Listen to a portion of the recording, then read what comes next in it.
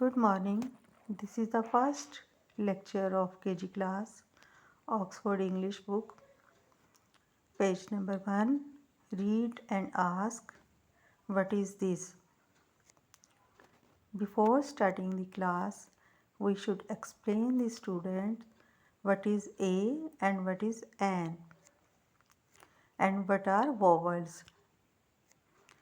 After that, it will be very easy to read and write use of a and an. Like when teacher asks the student, what is this?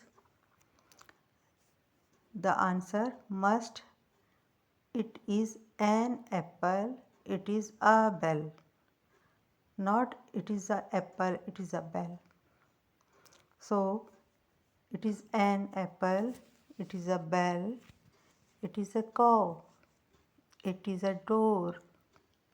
What is this? It is an egg. It is a frog. It is a gate. It is a hut. And it is an ice cream. It is a jeep. It is a kite. It is a log. What is this? It is a mango. It is a nail. And it is an orange. It is a pot. Below, all the words are revised, so we must say with an and a.